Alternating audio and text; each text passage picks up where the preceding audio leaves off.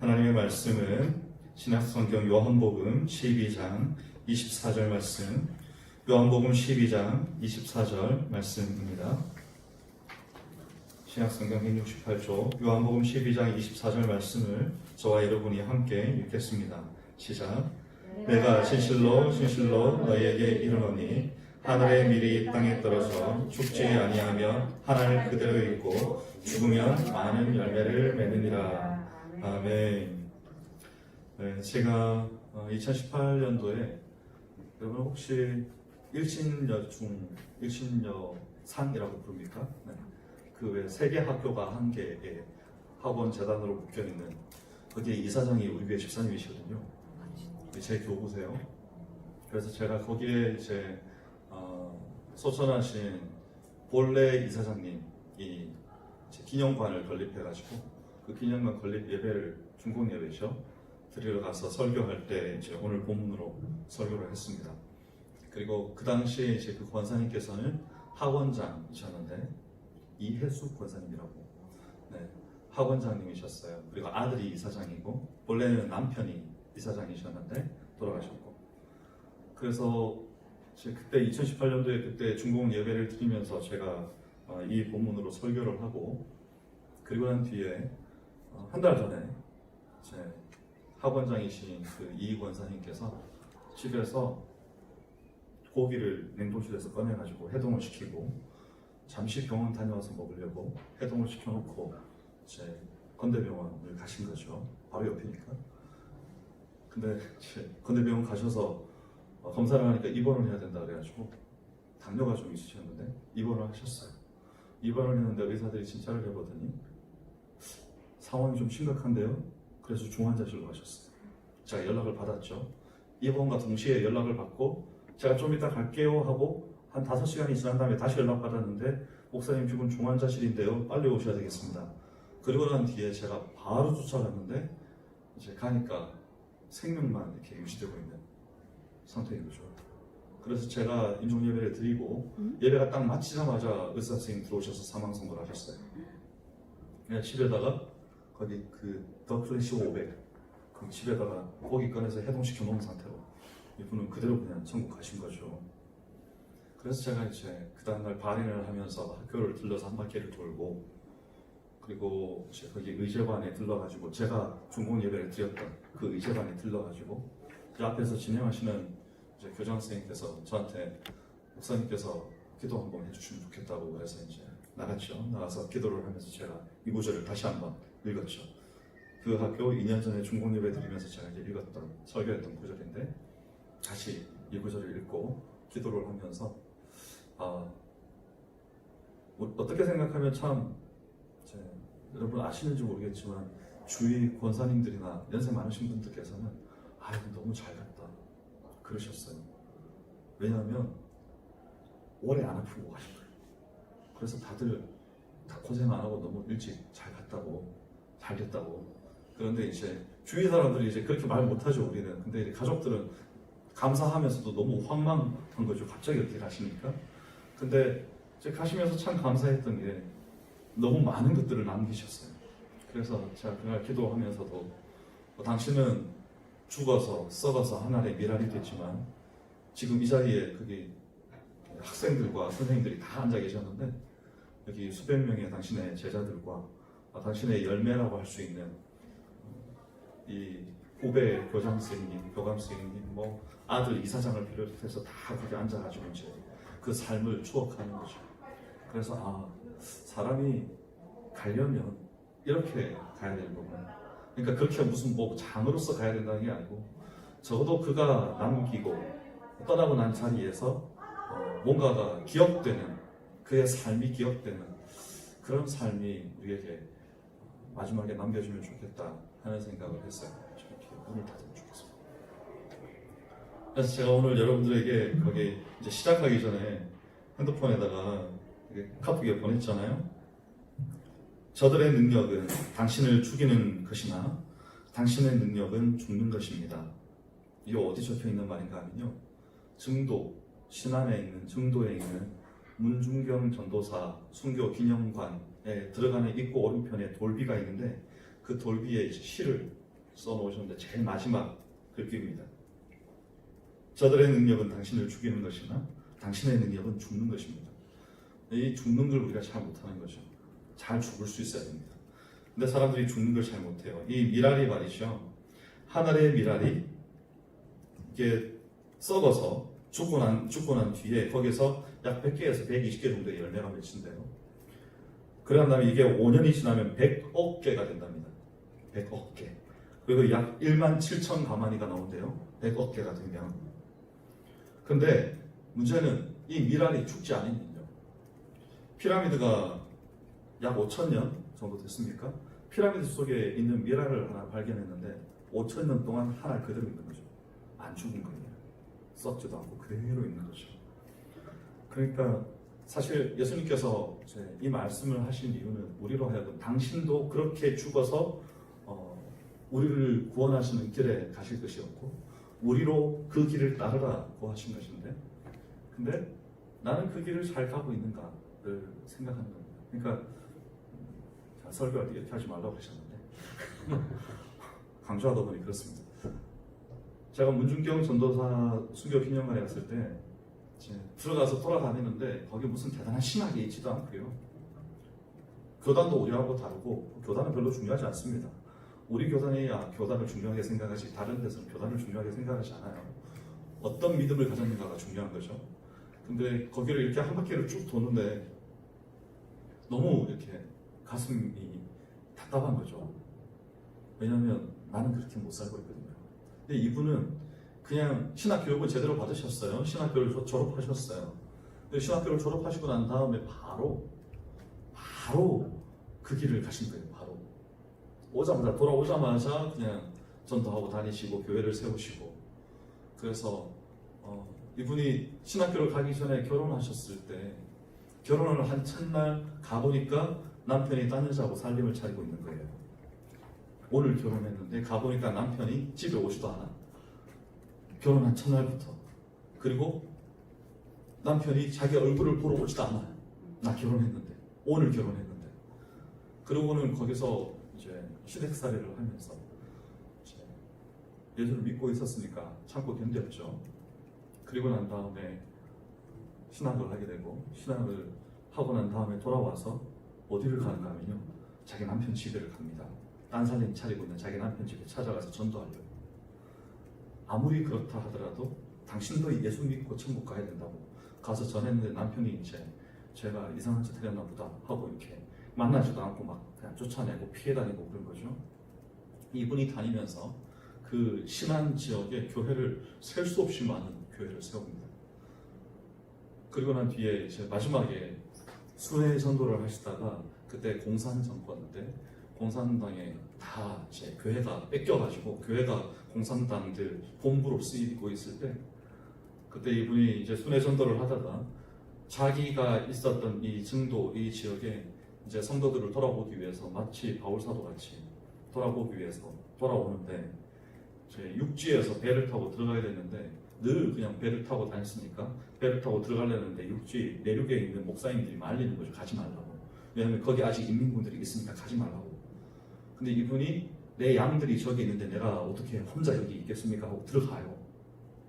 혼자 들어가자마자 육지에 내리자마자 바로 인민군들한테 잡혀가지고 알을 많이 깐 암탉이라고 그 자리에서 죽창으로 찔러가지고 온몸에 막 피부를 다 벗겨서 이러고 죽여버려요. 이 전도사님을. 그래서 그 시신도 거두지 못하게 합니다. 그래서 일주일 동안 그 땡볕에 방치를 했다가 일주일 후에야 사람들이 가서 시신을 수습하는데 이미 옷이 몸에 다 말라붙어가지고 피하고 같이 옷을 벗기지도 못하고 그대로 그냥 장사를 지낸 거죠. 그리고 난 다음에 이제 그분의 후예들이 그분이 세웠던 교회들이 다 흩어져가지고 우리나라에서 유일하게 복음화율 90%가 넘는 증도 복음화율 90% 드러나 보셨습니까? 그렇죠? 10명 중에 9명이 예수를 믿은 그런 땅이에요. 가면 참 이게 가슴이 참 짠합니다.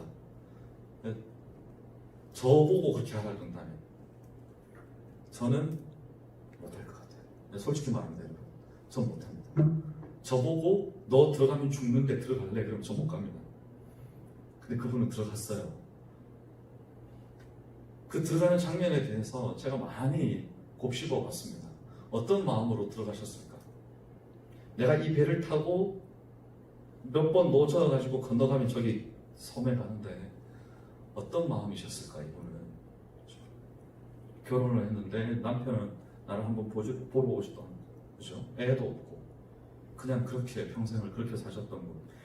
어릴 때부터 그 당시에 그 여인들은 집에서 환영받지 못하는, 태어나도 그런 환경 가운데 자라가지고 억지로 제발 좀 나 좀 학교 좀 보내달라고 그래가지고 했던 신학 공부인데, 그렇게 해서 공부해서 신학 공부를 마치고 돌아와서 그렇게 죽는다. 본인이 찾아가서. 제가 미국에 있을 때 저희 큰형이 교회에서 설교하면서 그 고백을 하는 걸 봤어요. 자기는 못 죽겠다고.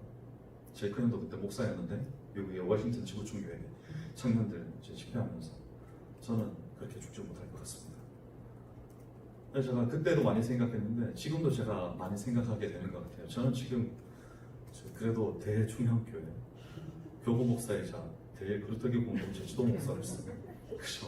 여러분들을 영적으로 선도해야 할 선봉에 서 있는 목사인데, 제가 아무리 생각해봐도 사람의 용기로 될 일은 아닌 것 같아요. 그래서 오늘 다시 한번 우리에게 주님께서 베풀어 주시는 큰 은혜가 있어야 되겠구나. 놀라운 은혜.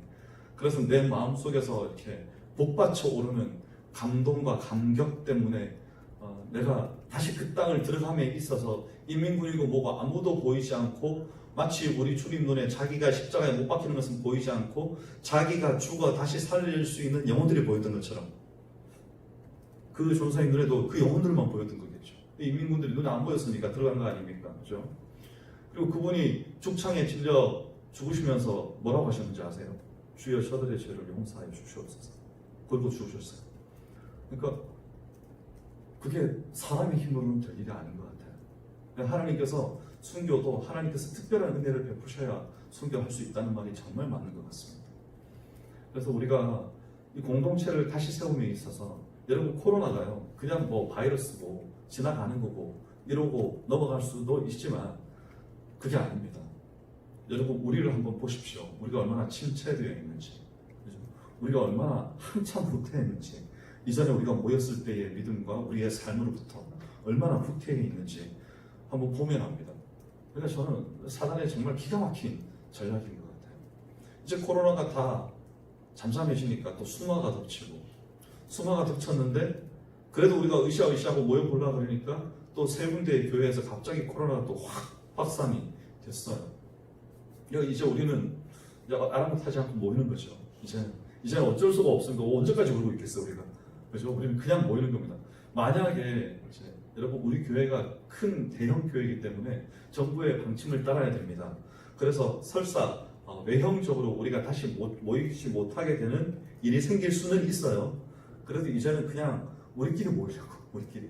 네, 방송 나가? 괜찮아요.